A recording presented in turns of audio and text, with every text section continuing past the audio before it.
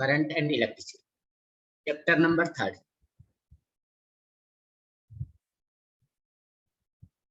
Okay बेटा, सबसे पहले इसमें पढ़ेंगे रेजिस्टेंस के बारे में। रेजिस्टेंस क्या होता है, सबसे पहला डिस्कशन हमारा होगा रेजिस्टेंस। रेजिस्टेंस क्या होगा? रेजिस्टेंस हमें मालूम है ना कि the opposing effect of flow of current is known as resistance. मतलब जब भी करंट फ्लो होगा किसी वायर में, तो अब कंडक्टर कितना अपोज करेगा फ्लो ऑफ करंट को, उसे हम रेजिस्टेंस बोला करेंगे। तो क्या लिखेंगे एग्जाम में? The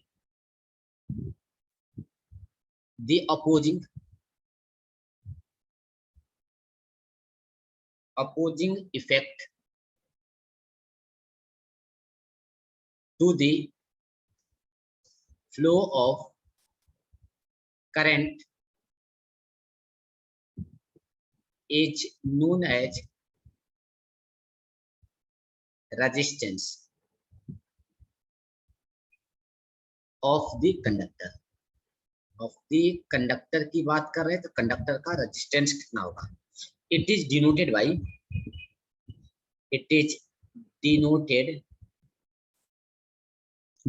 capital R।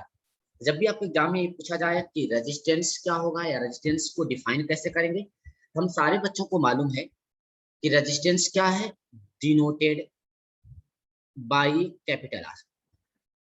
तो डिफाइन क्या करेंगे एग्जाम में कि एक अपोजिंग रेजिस्टेंस, हम इसको हाईलाइट कर देते हैं अपोजिंग, जस्ट वेट करें, अपोजिंग, द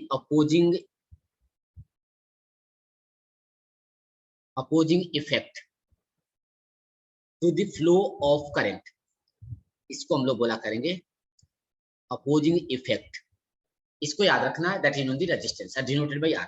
जैसे हम एक सर्किट बनाते हैं, जिस छोटा सा हमारा पास सर्किट है, यहाँ पर एक छोटा सा सर्किट R बना लेते हैं। यहाँ पर एक से थर्ड आ रहा है, ए बैटरी लगी हुई है। इस सर्किट की बात करूं, this one is known the battery, A resistance R1, R2, R3। ये क्या करेगा बेटा, जब भी बैटरी का प्लस यहाँ पे माइनस यहाँ पे, तो करंट जब फ्लो होगा इसमें, ये रेजिस्टेंस R1, R2 क्या करेगा, इसे अपोज करेगा। इस रेजिस्टेंस R को कैलकुलेट करने का फॉर्मूला होता है रो L बाई ए। मतलब R सिर्फ डिपेंड करता है इन्हीं तीनों चीज पर, रो L बाई ए पे। रो वेयर रो हमें पता है, रो है रेजिस्टिविटी ऑफ मटेरियल,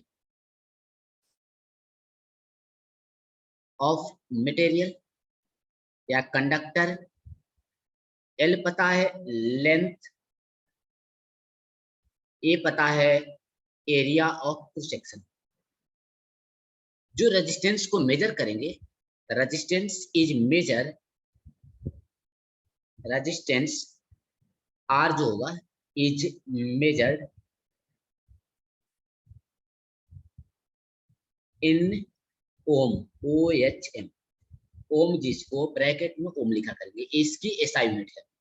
ये हमारे पास समझ में आ गया कि रेजिस्टेंस क्या होता है, किन किन बातों पे डिपेंड करता है। तो आपको पता चल गया कि रेजिस्टेंस किस पे डिपेंड करेगा।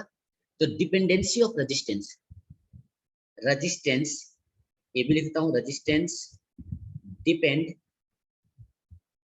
On factor. पहला फैक्टर है जिसको हम बोला करते हैं लेंथ पे, लेंथ ऑफ कंडक्टर। सेकंड आपके एरिया ऑफ क्रॉस सेक्शन पे, एरिया ऑफ क्रॉस सेक्शन। और थर्ड हमारे पास है रेजिस्टिविटी,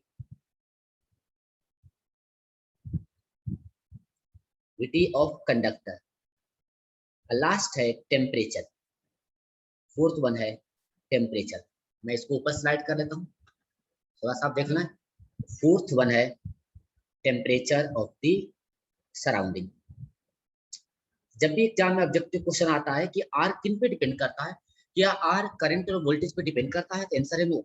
यहाँ लिख देता हूँ, रॉन्ग है, डेंजर है, ये रॉन्ग मेथड है। आवाज आ रही है क्या मेरी आप लोगों को? मेरी आवाज आ रही है? Hello, yes sir. ओके बेटा, रॉन्ग का मतलब ये resistance does not depend current, does not याद रखना, not depend on voltage as well as current. लगता ऐसा है कि V equal to I R में अगर R को कैलकुलेट किया जाए तो V डिवाइड बाई आई, यानी वोल्टेज बढ़ाऊंगा करंट बढ़ाऊंगा तो रेजिस्टेंस बढ़ेगा, लेकिन ऐसा नहीं है। ये मेथड, ये परसेप्शन बिल्कुल रॉन्ग है, ये परसेप्शन रॉन्ग है। हमें याद ये रखना है, this one is the right. ये राइट थिंग है जो इधर लिखा हुआ है, इधर लिखा हुआ है ये गलत है, इसको नहीं पढ़ना है आपको। रेजिस्टेंस इन पे डिपेंड नहीं करता है। चलिए, रेजिस्टेंस के बारे में हमने बखूबी सीख लिया कि रेजिस्टेंस होता क्या है, किस पे डिपेंड करेगा, यूनिट क्या है और कैसे कैलकुलेट करते हैं। अब आती है, अब आती है बेटा, एक सेकंड वेट करें।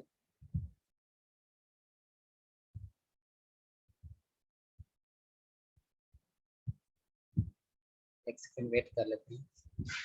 इसके बाद डिपेंड करेगा आपका टर्म कि रेजिस्टेंस का कॉम्बिनेशन कैसा होगा।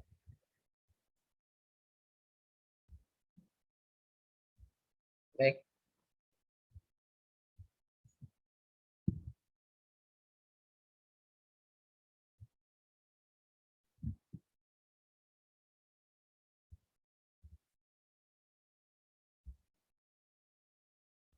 चलिए तो क्या करेंगे इसके लिए, रेजिस्टेंस के कॉम्बिनेशन की बात करेंगे। कॉम्बिनेशन ऑफ रेजिस्टेंस में क्या होता है, तो नेक्स्ट टॉपिक, ये पहला टॉपिक हो गया, आप अच्छे से नोट्स कर लीजिए, शॉर्टकट रिवाइज करा रहा हूँ आपको। सेकेंड टॉपिक हमारे लिए है इसमें, टॉपिक नंबर 2, टॉपिक नंबर 2, इसमें पढ़ेंगे कॉम्बिनेशन ऑफ रजिस्टर्स। क्या पढ़ेंगे, कॉम्बिनेशन, कॉम्बिनेशंस की बात करेंगे। कॉम्बिनेशन हम सारे बच्चों को मालूम है, एक सीरीज कॉम्बिनेशन होगा, एक पैरेलल कॉम्बिनेशन होता है, एक होता है मिक्स, सीरीज और पैरेलल दोनों। सबसे पहले सीरीज कॉम्बिनेशन की बात करते हैं। फर्स्ट में सीरीज और सेकेंड वन है पैरेलल, और दोनों को एक साथ लगा देंगे तो वो मिक्स कॉम्बिनेशन होगा। अब सीरीज को कैसे बोलेंगे, लेट अज्यूम करता हूँ तो हमारे पास इस तरह के रेजिस्टेंस लगे हुए हैं, 1 2 3, कल कैपेसिटर रिवाइज कराया था, ये हमारे पास बैटरी लग गई, ये बैटरी हो गई V, यहाँ पे R1 हो गया, R2 एंड R3। सब लोग को मालूम है कि अगर करंट यहाँ से I निकलेगा, वही करंट तीनों रेजिस्टेंस में होते हुए यहाँ पहुंच जाएगा। मान लेता हूँ इसके तरफ से वोल्टेज V1 हो गया, इसके तरफ से V2, यहाँ पर V3। पैरेलल कॉम्बिनेशन कैसा होता है, तो पैरेलल हमें मालूम है कि इस तरह के कॉम्बिनेशन को पैरेलल बोला जाएगा। Similar manner with the capacitor की कहानी जो पढ़ा था, यहाँ पर हमने बैटरी लगा दिया, ये बैटरी लगा दी V वोल्ट की, ये R1 R2 and R3, a current is coming from a battery I, and this current is divided into part, either here I1, in this I2 let assume कि I2 and remaining current is passing through R3 I3, I current I battery को मिल जाएगी। Late assume करता हूँ इसके कुछ जो voltage होगा वो V1 हो जाएगा, इसके कुछ होगा V2 मान लिया, इसके कुछ V3 मान लिया, ये आपको सर्किट बनकर रेडी हो गई है। अब क्या क्या प्रॉपर्टी है वो प्रॉपर्टी लिखते हैं, हमें 3 प्रॉपर्टी याद रखनी है। फर्स्ट प्रॉपर्टी आपको याद रखना है कॉम्बिनेशन से सीरीज में। फर्स्ट प्रॉपर्टी क्या होगी, मैं यहाँ मेंशन करता हूँ। फर्स्ट प्रॉपर्टी है the current passing through individual resistors is same. क्या होगा, द current passing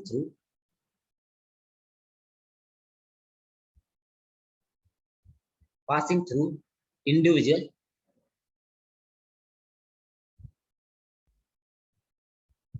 resistance is same and equals to, एक सेकंड सर क्लास चल रही है, आप कॉल कर रहे हो ना तो बीच में डिस्कनेक्ट हो जाता है मीटिंग। ओके सर, क्लास चलिए सर, क्लास है मेरी 3 बजे तक होगी, आप कर लो आप तक।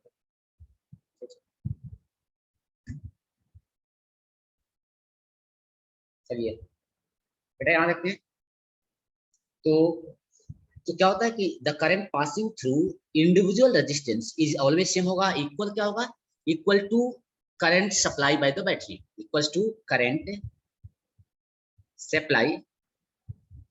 Supply by battery. समझ में आ रहा सबको? क्लियर? यानी इसका मतलब यह होगा कि जितना बैटरी ने करंट आई दिया, लेट अज्यूम करता हूं कि इसमें I1 गया, is equal to I2 is equal to I3। ये प्रॉपर्टीज है सीरीज रेजिस्टेंस की। सीरीज में क्या होगा कि सबके क्रॉस जो वोल्टेज होगा वो करंट होगा, सेम होगा। अब आते हैं हम लोग सेकेंड प्रॉपर्टीज की, क्या होगी? मेरी आवाज आ रही है आप लोगों को? बोलते रहे आप लोग। Okay, second property yes sir. Sum of voltage drop, मतलब the sum of voltage drop. Second property ये आपको याद रखना, सम ऑफ वोल्टेज ड्रॉप किधर? अक्रॉस ईच रजिस्टर या individual resistance is same as the applied voltage. जितना voltage हमने applied किया है, इन तीनों वोल्टेज का सम जो होता है वो हमें बराबर होता है जितनी बैटरी का वोल्टेज होता है। यानी V1 V2 V3 जितने भी लगे होंगे सीरीज में, सबके अक्रॉस जो वोल्टेज आएगा वो हमेशा इक्वल होगा जो वोल्टेज हम अप्लाई करेंगे। लास्ट वन, थर्ड पॉइंट आपने कैपेसिटर में भी देखा था, सिमिलर ऐसे ही इसमें भी। थर्ड पॉइंट है बेटा हमारे पास कि the equivalent resistance of circuit is always greater than, क्या होगा? द इक्विवेलेंट, याद रखना, equivalent resistance of series circuit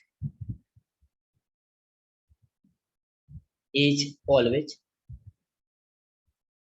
greater than its highest value, always greater than the value of resistance in the circuit, always greater than the value of resistance given in the circuit, in the circuit में लिख देता हूँ circuit. जैसे ये R जो equivalent आएगा इसमें वो R1 plus R2 plus R3 के बराबर। यही फर्क था किसमें? कैपेसिटर में। कैपेसिटर में 1/C1 C2 था। ये आपने समझ लिया तीन property. In similar way we can also define a three property to parallel circuit. पहला चलते हैं, फर्स्ट वन क्या होगा? फर्स्ट वन बेटा होता है कि sum of current passing through each resistor, क्या होगा? ऐसे तुम sum of current is passing through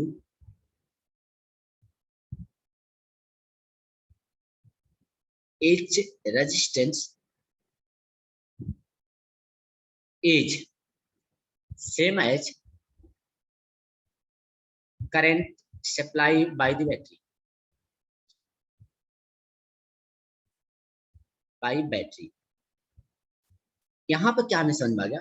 तो मान लो करंट आई जा रहा है तो ये आई इसके बराबर हो जाएगा, this I equal to I1 current plus I2 current plus I3 current. Just wait, मैं इसको इरेज कर।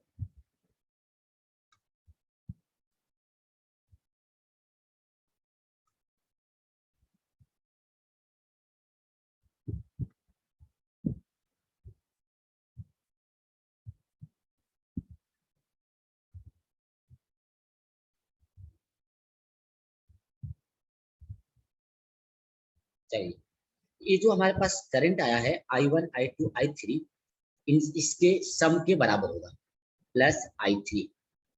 इन तीनों का सम कर लीजिए आप, ये इक्विवेलेंट करंट होगा। किसमें? हमने बात कर लिया पैरेलल में। Now second point for a parallel circuit. Second point हमें सारे बच्चों को मालूम है कि वोल्टेज होता है, voltage across individual resistance is same as the voltage applied by the battery. यानी voltage across each register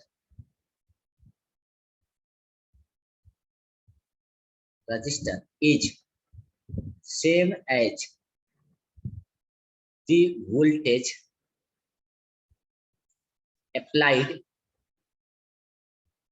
by a battery। मतलब मैं लिख सकता हूं इसको, जो V होगा वो always V1 equal to V2 equal to V3 के बराबर होगा। यानी सीरीज के अपोजिट होता जा रहा है, आपको दिख रहा है। ये हो गया। लास्ट पॉइंट है इक्विवेलेंट रेजिस्टेंस। इसमें इक्विवेलेंट क्या होता है, लेस देन होता है जो वैल्यू ऑफ रेजिस्टेंस दिया होता है। Equivalent resistance of circuit is always less than the resistance. क्या होता है, इक्विवेलेंट, इक्विवेलेंट लिखता हूं, equivalent resistance of this circuit, जो भी लगा हुआ है, is always less than the resistance connected in the circuit, connected in the circuit। इसका मतलब we have simply write that the equivalent resistance is equals to 1 by R1 plus 1 by R2 plus 1 by R3 in similar manner, and then we can calculate R equivalent in parallel circuit। तो हम सारे बच्चे हमने सीख लिया series और parallel की कहानी क्या है और क्या क्या प्रॉपर्टीज होती है। मैं वीडियो अपलोड कर दूंगा, आप उससे देख भी सकते हैं जब भी रिवीजन की रिक्वायरमेंट होगी। बेटा अब आते हम लोग कि थर्ड टॉपिक पढ़ेंगे, ग्रुपिंग ऑफ सेल। ये हमारी क्लास क्या चल रही है, आज की क्लास क्या है, ये है quick revision, how to revise a chapter in proper manner. Easily कैसे हम चैप्टर को रिवाइज करते हैं, कोई भी टॉपिक स्किप ना करते हुए। हर टॉपिक को हम इतना ही टाइम देते हैं, बस थोड़ा सा शॉर्टकट तरीका।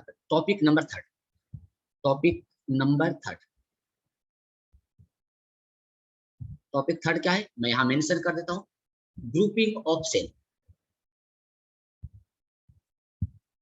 ग्रुपिंग ऑफ सेल मतलब बैटरी की ग्रुपिंग करेंगे। बैटरी के ग्रुपिंग मतलब दो या दो से ज्यादा बैटरी जब कनेक्टेड होंगी तो किस तरह की कहानी पढ़ेंगे। चलिए हम स्टार्ट करते हैं यहाँ पे टॉपिक, ग्रुपिंग ऑफ सेल। बेटा जैसे हम बात करें ना कि कभी कभी हमने देखा है इस तरह के सर्किट बनता हुआ है, आपने देखा होगा। जैसे मान लो यहाँ पे एक रेजिस्टेंस लगा हुआ है, एक बॉक्स है, इसमें रेजिस्टेंस लगा हुआ है, ऐसे मान ये रेजिस्टेंस है, रेजिस्टेंस को कनेक्ट किया गया एक बैटरी से। This one is the one battery. Now second battery, third battery,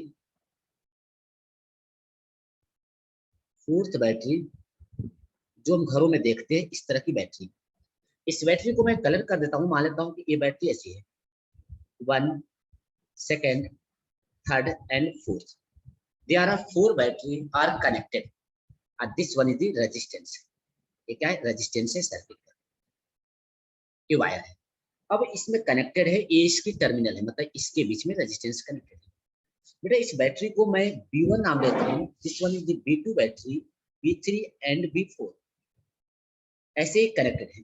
तो इसी को हम लोग क्या बोलते हैं, ग्रुपिंग ऑफ सेल। सेल की ग्रुपिंग करना।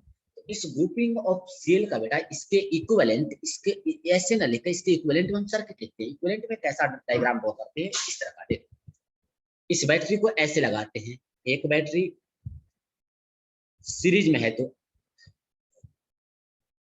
मतलब एग्जाम में ऐसे आएंगे, हमने ऐसे कनेक्ट कर दिया।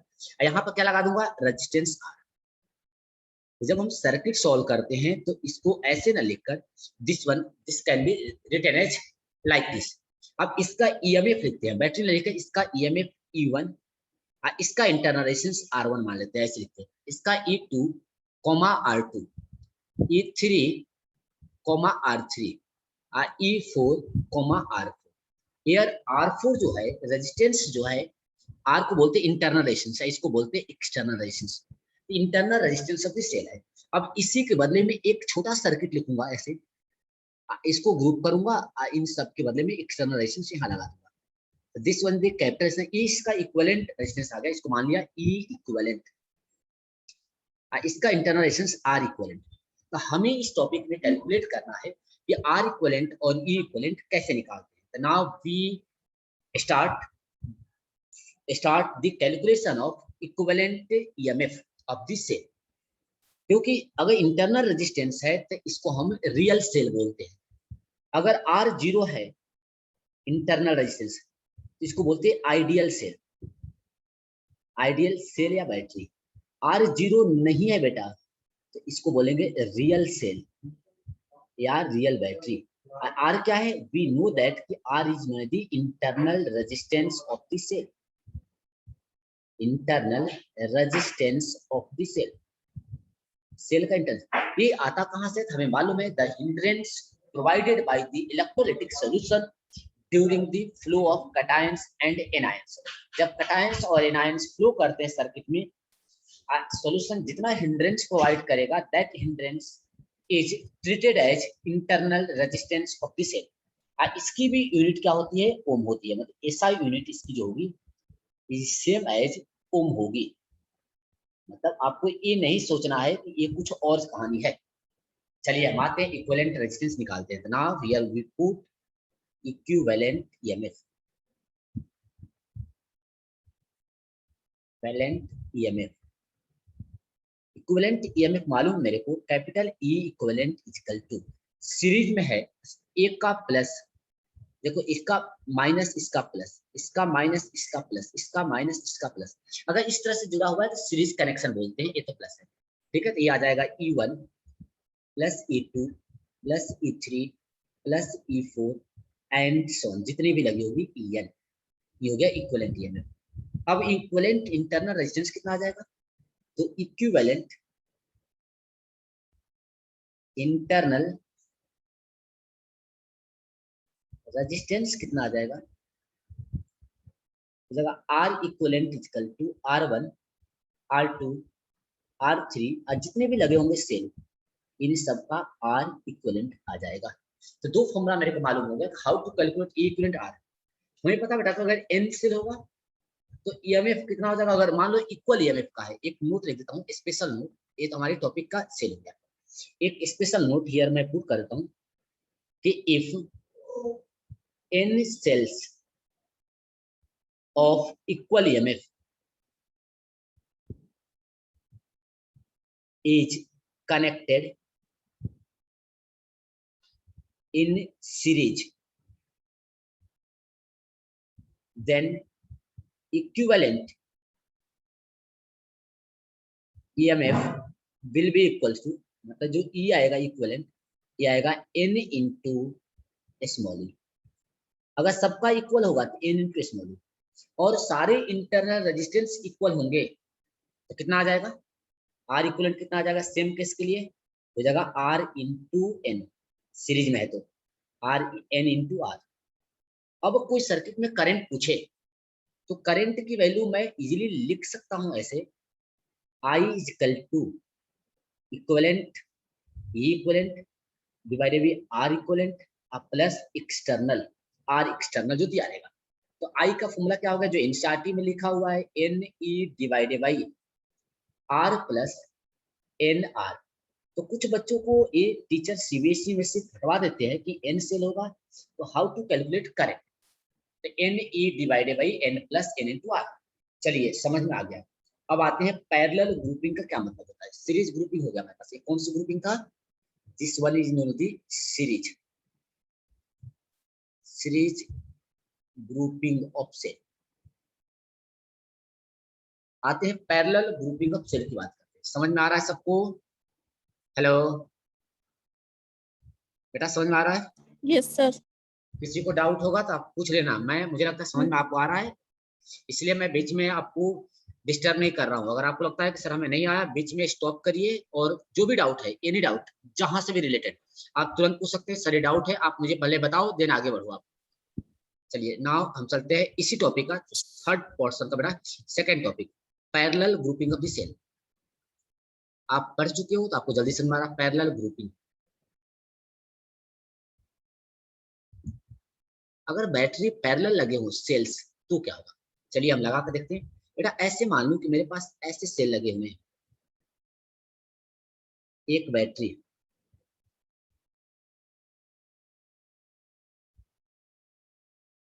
ऐसे मान लेता हूं कि ऐसे लगे हुए हैं,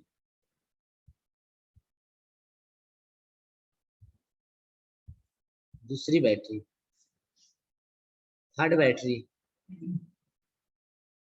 जितनी बैटरी लगाना है आपकी मर्जी है। जिसको सेल बोलते हैं, हम लोग देखते हैं रेडियो टेप टीवी में जो बैटरी हम लगाते हैं, निप्पो का सेल, चलिए ये हमने लगा दिया सेल। बेटा इसकी बैटरी मान लिया ये B1 बैटरी है, कलर कर देते हैं जिससे आपको बैटरी दिखता रहे ना। ये बैटरी दिखा दिया, बैटरी है।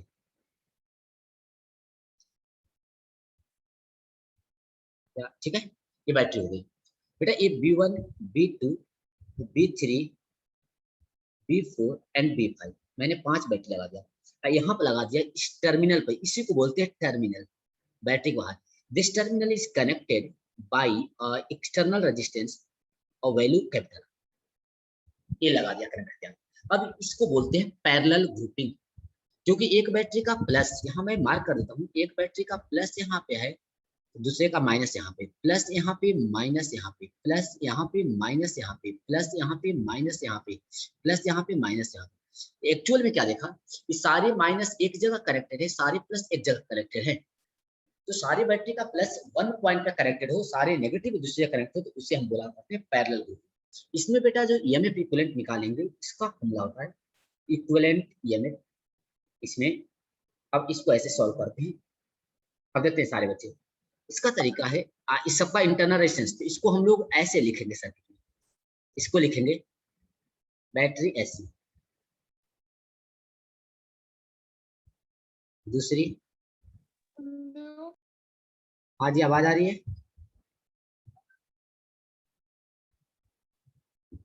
इस तरह से सर्किट हम ड्रॉ करेंगे और आप भी आसानी से इन सर्किट को सॉल्व कर सकते हैं। यहाँ लगा दिया एक्सटर्नल रेजिस्टेंस कैपिटल, ये हो गया EMF E1 resistance R1, EMF E2 resistance R2 internal, E3 R3, E4 R4, E5 R5 capital R, ये आपका सेल होगा। इसके बदले में मैं एक बैटरी चाहता हूँ, एक बैटरी और एक इंटरनल रेजिस्टेंस, इसको मान लो E इक्विवेलेंट और R इक्विवेलेंट इसकी रेजिस्टेंस है। अब आपको करंट निकालना पड़ेगा, तो करंट तो आसानी से निकाल सकते, I इक्वल टू जो भी आएगा, I इक्वल टू क्या होता है E equivalent divided by R plus small r equivalent. इस फॉर्मूले के through V equal to IR से ओम्स लॉ में हम क्वेश्चन सॉल्व करते हैं। ठीक है, अब हमें कैलकुलेट करना है कि E कितना हो जाएगा, R कितना होगा। नाउ E इक्विवेलेंट, इसका फॉर्मूला थोड़ा सा कॉम्प्लिकेटेड है, जो आसानी से आपको समझ में आता नहीं है। आपको क्या करना है, इसको अच्छे से समझना है। अच्छे से समझने के लिए क्या करना है, मैं कलर ले लेता हूँ दूसरा। देखिए अब इसमें क्या करना है, E1 दिख रहा है रेड कलर, रेड दिख रहा है नहीं दिख रहा है,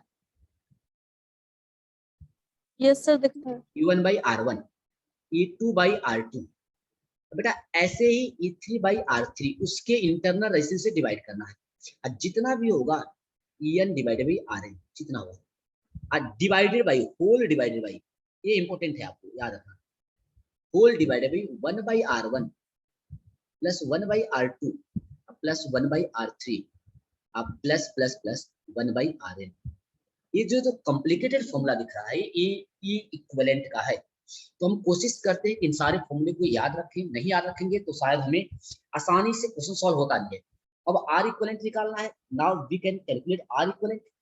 R इक्विवेलेंट कितना हो जाएगा, 1 बाई R इक्विवेलेंट पैरेलल में है, तो 1 by R1 plus 1 by R2 plus 1 by R3 answer 1 by R।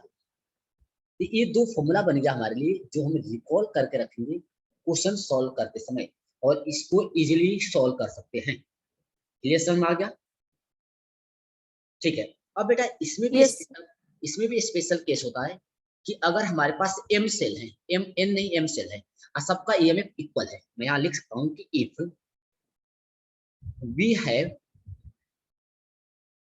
M number of cells of EMF E and internal resistance R,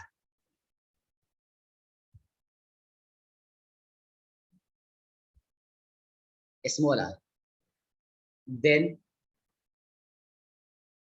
equivalent EMF क्या होगा, and equivalent resistance, रेजिस्टेंस क्या होगा। तो बेटा हमें पता है ना कि E जो इक्विवेलेंट होगा इस केस के लिए हो जाएगा, इसका ईएमएफ इक्विवेलेंट ईएमएफ आता है, वो ध्यान से याद रखना, पैरेलल में कनेक्टेड है तो इसका इक्विवेलेंट आएगा सर्किट का, वो हमेशा, जैसे आपके पास दे रखा है ना कि हमेशा कितना होता है, ई ही होगा, पैरेलल में ईएमएफ तो ई के ही बराबर होगा, इक्वल होगा। तो लेकिन इंटरनल रेजिस्टेंस जो सर्किट का है वो हो जाता है आर इक्वलेंट हो जाता है आर डिवाइडेड बाई एम। अब इसको ऊपर वाले फॉर्मूले में रख देते हैं, यहाँ पर इस फॉर्मूले में आपको दिख रहा होगा, यहाँ इस फॉर्मूले में, ये वाला फॉर्मूला जहाँ पर हमने स्टार मार्क किया है, इस फॉर्मूले में रख लेते हैं इसमें। जब इस फॉर्मूले में रखेंगे बेटा तो हमें क्या मिलेगा, यहाँ पर मिलेगा I current I equal to E divided by capital R plus small R divided by M. इसको सॉल्व कर दें तो आई इक्वल टू आ जाएगा small M capital E divided by M into R R plus small R. जिसको ये formula है इतना भी नहीं करना है, डायरेक्ट इस फॉर्मूले को याद रख लीजिए और आप सॉल्व कर सकते हैं कि करंट कैसे निकाला जाता है जब बैटरी पैरेलल में लगी होगी, लेकिन इक्वल होगी। ये हमारा फिनिश हो गया टॉपिक हमारा फिनिश हो गया, जो हम टॉपिक अभी पढ़ रहे थे। ठीक है, क्लियर, समझ में आ गया, समझ में आ रहा बेटा सबको? Yes sir. ओके, अब बेटा होता क्या है कि एक टॉपिक हमारे पास है, चलते हैं नाउ टॉपिक नंबर, हम लोग टॉपिक सेकंड थर्ड था, नाउ टॉपिक फोर्थ चलते हैं। टॉपिक 4 पे स्टार्ट हेडिंग डालते हैं, topic number 4।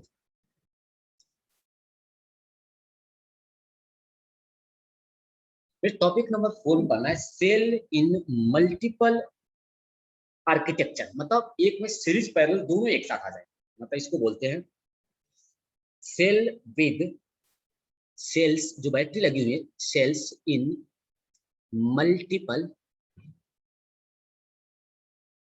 Structure, multiple structure architecture बोल दें, आर्क समझ में आ जाएगा, मैक्सिमम आर्क या आर्किटेक्चर लिखूं, चलिए समझ लेना, मल्टीपल आर्क की बात करूं। जैसे सर्किट बेटा ऐसा कनेक्टेड हो, एक बैटरी ऐसी लगी हो, एक बैटरी ऐसी लगी हो, एक बैटरी ऐसी लगी हो, एक बैटरी ऐसी लगी हो, समझते रहना आप लोग, ऐसे ही नीचे लगी हो इस तरह की बैटरी, यानी इसमें क्या हो गया, सीरीज पैरेलल दोनों आ गए। आपको समझ में आ रहा होगा किस तरह की बैटरी कनेक्टेड है। ये डिफिकल्ट प्रॉब्लम थोड़ा सा हो गया, ऐसे आते हैं क्वेश्चन, तो आप ऐसे प्रॉब्लम को कैसे सॉल्व करेंगे। ऐसे ही और भी बहुत सारे हैं ऐसे पैरेलल में, मैं लास्ट दिखाता हूँ। इसमें क्या है, पैरेलल और सीरीज सबकी ग्रुपिंग है, सारे एक साथ है।